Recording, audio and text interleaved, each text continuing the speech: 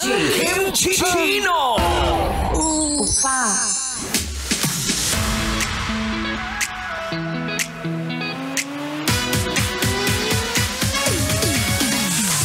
Hey! Sa panahon na kung saan lahat naghahanap ng jowa, lahat jowang-jowa, di ba? Sa panahon na kung saan naghahabol kang magka-love life kasi magpapasko na.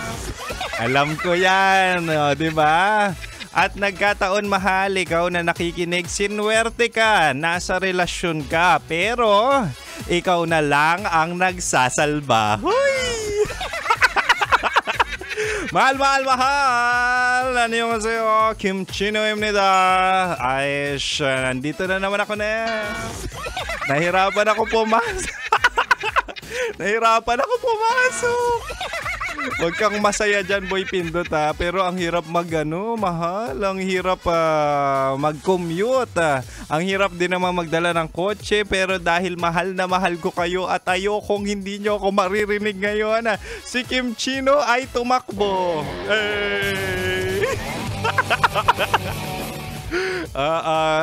Ayoko talagang masira ang linggo na talaga nga namang hindi nyo ako maririnig ngayong Lunes. Pero mahal, maiba tayo o mabalik tayo. Paano yon kapag yung taong ginawa mong mundo, di ba? Yung gusto mo na makasama habang buhay, ayaw na sa'yo. Diba?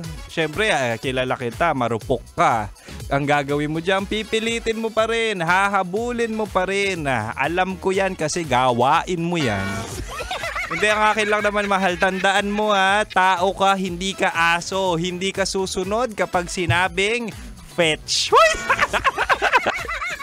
Sige mahal, tonight sa ating Chinitox, usapang pag-ibig mula sa chinito ng buhay mo. Ibibigay ko ang 3 dapat mong gawin kapag ayaw na sa'yo ng taong mahal mo. O eto mahal, una, pag ayaw na sa'yo, kapag hindi ka na love, dapat tanggapin. Ito yung pinakamahirap yung pagtanggap, yung malalaman mo na galing na mismo sa bibig niya, galing na mismo sa chat niya or message niya na ayaw niya na sa'yo. Oh, no! Uy, ang sakit nun lalo na't ginawa mo na siyang mundo, ginawa mo na siyang routine sa araw-araw na mahalin at mag-good morning at syempre i-express ang concern. Pero dumating yung punto or yung araw na kung saan sinasabi niya na hindi na kita mahal, na hindi na ikaw yung nakikita ko sa pagtanda at talaga nga namang meron na akong iba. Pakahirap nun, alam ko yan. Pero mahal, kailangan mong tanggapin. Kailangan mong i-acknowledge. Kunwaga, acknowledging receipt. Hindi, kailangan mong i-process. Actually, totoo yun. Kailangan mong bigyan yung sarili mo para unawain yung simpleng salita na ayaw ko na sa'yo. Ganon kahirap, ganon kasimple, pero talaga nga namang makirot. At syempre, bibigyan mo rin ng opportunity yung partner mo para i-analyze or pag-isipan na ayaw niya na talaga sa'yo. Yung mga ganong part. Wala ka na ibang dapat gawin dyan, mahal. Kakasabi ko lang kanina, hindi ka aso. So kapag ayaw na sa'yo ng tao, tanggapin at tanggapin ulit. Tingnan mo si Kim Chino, hanggang ngayon single. So ibig sabihin natanggap ko na pero hindi pa rin ako ready para lumande.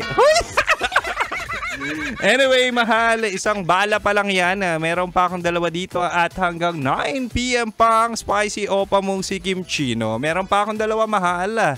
Kaya mahal, manatiling nakatutok dito lang sa 90.7 Love Radio. Kailangan pa bang i-memorize yan? They say